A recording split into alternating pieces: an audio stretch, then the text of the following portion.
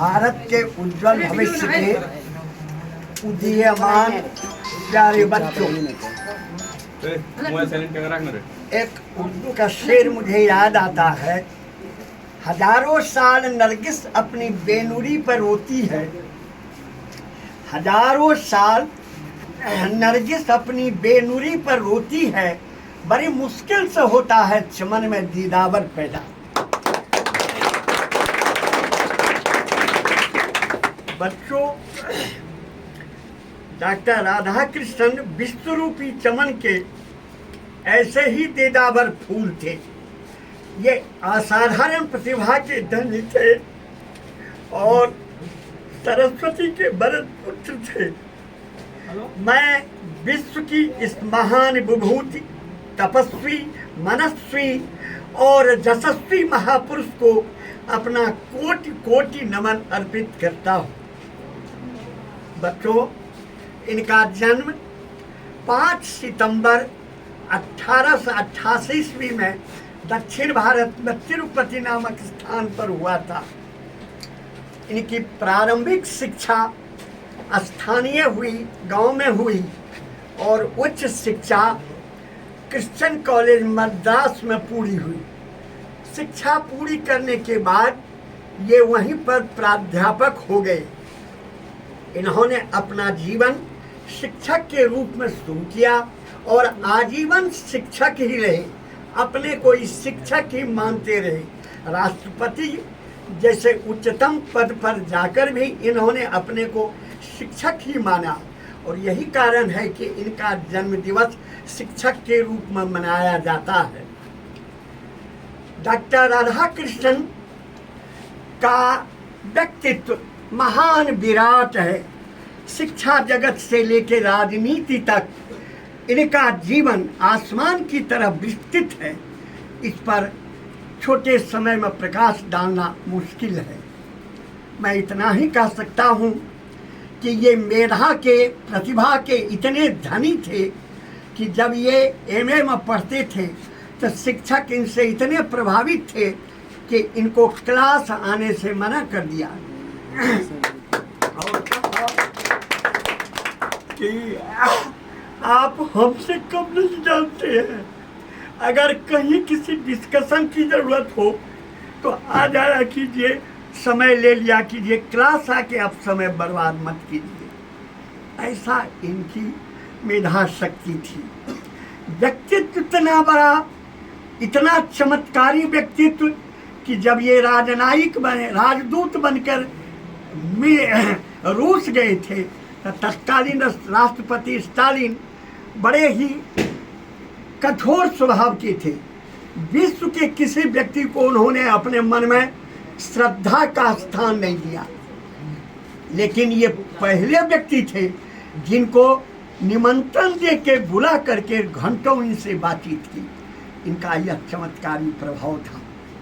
इन्होंने शिक्षा जगत में प्राध्यापक के साथ साथ अनेक विश्वविद्यालयों में विशेष प्राध्यापक और वाइस चांसलर का पद सुशोभित किया।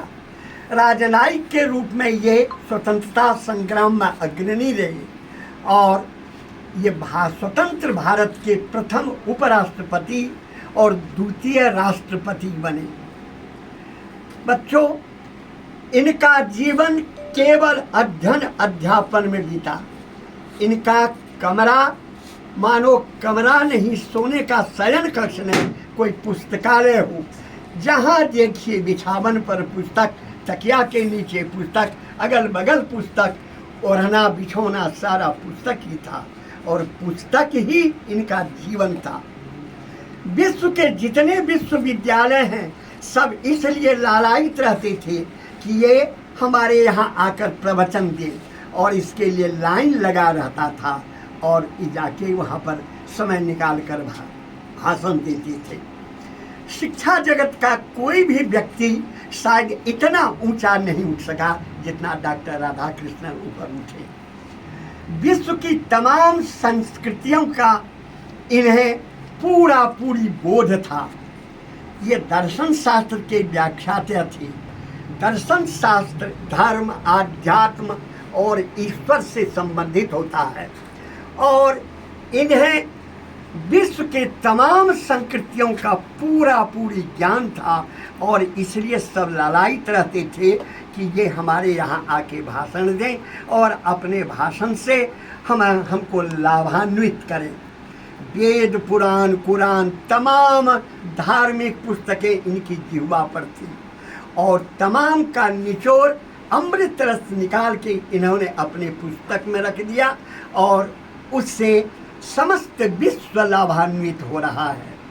ये पोंगापंथी धर्मावलंबी नहीं थे, धर्म की सार्थकता को, धर्म के वास्तविक मर्म को समझते थे और उसी का प्रचार प्रसार करते थे। ये इस बात को बिल्कुल निर्भीकता पूर्वक कहते थे कि पुराने शास्त्र हमारी नई समस्याओं का समाधान नहीं दे सकते, हमें तो नई समस्याओं का समाधान नए रूप में खोजना होगा। ये वैज्ञानिक आविष्कार के प्रति समर्पित थे और ज्यों ही कोई ज्ञान आविष्कृत होता था इसे उत्तरोधार्य कर लेते थे और उसे अंगीकार कर लेते थे। बच्चों, आज का दिन शिक्षा जगत के लिए एक सांस्कृतिक पर्व के रूप में है। आज के दिन का दो महत्व है, शिक्षक के लिए और छात्र के लिए। शिक्षक के लिए महत्व है कि वो बेहतर से बेहतर पढ़ाई लिखाई की व्यवस्था करें, अपने में परिवर्तन लावें और बच्चों को अधिक से अधिक लाभान्वित करने की तरकीब निकालें और उसी तकनीक से पढ़ावें जो कम से कम ज्ञान वाले बच्चे भी लाभान्वित हो सके। और छात्रों के लिए आज का दिन है आत्ममंथन का कि आप क्या पढ़ रहे हैं, क्या अर्जित कर रहे हैं, क्या सचमुच आप विद्यार्थी कहलाने लायक है, क्या आप विद्या के प्रति समर्पित हैं। इस बात का मंथन कीजिए, चिंतन कीजिए, आज का दिन तभी सार्थक होगा। शिक्षा तमाम विकास की कुंजी है। कोई भी विकास बिना शिक्षा के विकास से संभव नहीं है। यही कारण है कि देश का विकास शिक्षा के विकास पर निर्भर करता है और शिक्षा का विकास शिक्षक से होता है। शिक्षक जब असंतुष्ट रहेंगे तो शिक्षण कार्य में उनकी तबीयत नहीं लगेगी और पूरी वे शिक्षण सही रूप में नहीं कर सकेंगे। इसलिए डॉक्टर राधाकृष्णन ने सोचा कि आज के दिन शिक्षक के सम्मान के लिए दिया जाए और लोग इसको महसूस करें, समाज के लोग ही महसूस करें कि शिक्षक राष्ट्र निर्माता है। हमारी दैनिक जीवन की चीज़ों का उत्पादन फैक्ट्री में होता है, लेकिन मनुष्य का उत्पादन विद्यालय में होता है और यह उत्पादन करता है शिक्षक। इसलिए शिक्षक को कहा जाता है राष्ट्र निर्माता। यदि राष्ट्र निर्माता संतुष्ट नहीं रहेंगे, वो अपना कार्य सही रूप से नहीं करेंगे तो देश का विकास संभव नहीं है। इसलिए डॉक्टर राधाकृष्णन ने आज के दिन को शिक्षक दिवस के रूप में घोषित किया ताकि शिक्षकों के सम्मान के बारे में लोग सोचें। जहाँ हैं आज की जो वर्तमान स्थिति है उसमें राजनीति सब जगह हावी है। राजनीति के अलावा और किसी का कोई महत्व नहीं है, जबकि शिक्षक का महत्व सर्वोपरि है, सर्वोपरि है। इस चीज़ को समाज के लोगों को समझना चाहिए, बच्चों को समझना चाहिए, तभी उनका सम्यक विकास होगा। शिक्षक को भी यह समझना चाहिए कि आर्थिकोपार्जन ही मुख्य काम नहीं है, बच्चों का विकास मुख्य काम है। इसके लिए उनको अपना जीवन लगाना चाहिए और बेहतर से बेहतर तरकीब निकालनी चाहिए। बच्चों, आपका आज का दिन डॉक्टर राधाकृष्णन का जन्मदिन मनाना तभी सार्थक होगा जब आप अपने में परिवर्तन लावें, आप अपने पिछड़ेपन को दूर करें, आप अपनी खामियों को दूर करें। यह याद रखें कि आपकी खामियां शिक्षण से दूर जो भी दुर्गुण आप में अंदर में हैं, वो सारे तभी तक मौजूद है जब तक आपने उनको चुनौती नहीं दी है। जिस दिन आप उन्हें दूर करने के लिए समर्पित हो जाएंगे, वो स्वतः भाग जाएगा और आपका भी भाग्य उज्जवल हो जाएगा। आप जिसकी कल्पना नहीं कर सकते हैं अभी, वैसा परिवर्तन आपके अंदर होगा। दिनकर जी ने कहा है, खम ठोक ठेलता जब नर, खम ठोक ठेलता जब नर, पर्वत के जाते पांव उखर, मानव जब जोर लगाता है पत्थर भी पानी बन जाता है।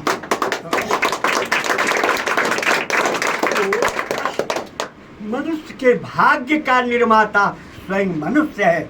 नेपोलियन ने कहा था, मेरा भाग्य मेरी मुट्ठी में कैद है, हम जैसा चाहेंगे वैसा होगा।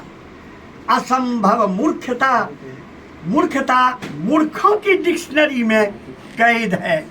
असंभव नाम की कोई चीज नहीं होती। तभी तक वह असंभव है जब तक आपने उसके लिए प्रयास नहीं किया।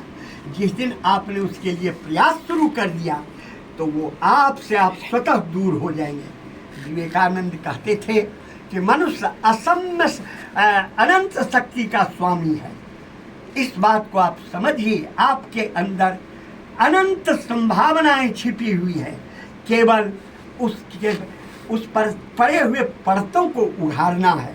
जिस दिन आप पढ़ने के लिए, ज्ञानार्जन के लिए समर्पित हो जाएंगे, उस दिन आपका भाग्य पुनः उदित हो जाएगा और आप कल्पना से बाहर चमकने लगेंगे। नीरज की एक पंक्ति है, बात की बात में विश्वास बदल जाता है, बात की बात में विश्वास बदल जाता है, रात की रात में इतिहास बदल जाता है। गम्य तत्व में मुसाफिर गिरकर धरा की क्या बात, आसमां बदल जाता है। आप जैसा चाहेंगे आप अपने में वैसा चेंज ला सकते हैं, लेकिन जब तक चेंज लाने का प्रयास नहीं करेंगे तो बाहर से कुछ नहीं होगा। जो कुछ होगा आपके अंदर से। इसलिए मैं ईश्वर से प्रार्थना करता हूँ कि आप ऊर्जावान बने, प्रतिभावान बने और सफलता के शिखर को प्राप्त करें। यही मेरा आशीर्वाद है और ईश्वर से ही प्रार्थना है। आप आज से संकल्प लें तुलसी के शब्दों में, अब लौ नसानी अब न नसेंगे, अब तक जो हुआ सो हुआ। मनुष्य के भाग्योदय का कोई निश्चित समय नहीं है। It is never too late to mend yourself. जब जागो तभी सवेरा। अभी से, कल से आप शुरू करें और आप देखें आप में कितना परिवर्तन आ जाता है। उत्तिष्ठ जागृत प्राप्य वरानि बोधत। उठो, जागो और बड़ों की संगति में रहकर ज्ञान प्राप्त करो। विवेकानंद प्राय ही कहते थे। मेरा भी यही आशीर्वाद है। आप इतनी कम संख्या में रहकर भी इतना भव्य आयोजन किया, मैं अभिभूत हूँ, हृदय से बहुत अभिभूत हूँ और आप सबको इसके लिए कोटि कोटि धन्यवाद देता हूँ। आपने जो सिरोहर पाठ दिया, आपकी घड़ी कलाई पर है, वस्त्र शरीर पर हैं और ये मेरे अंतिम सांस तक शायद जाइए। मैं कितना आभार प्रकट करूं। अभी इस उम्र में भी आके आपने इतना सम्मान दिया, इसके लिए बहुत बहुत आभारी हैं। ईश्वर आप सबों को अच्छी से अच्छी सफलता दे और सारा जीवन आपका सुखमय हो जाए, आपका जीवन सुख सफलता से भर जाए, यही मेरी कामना है। बस यही सब।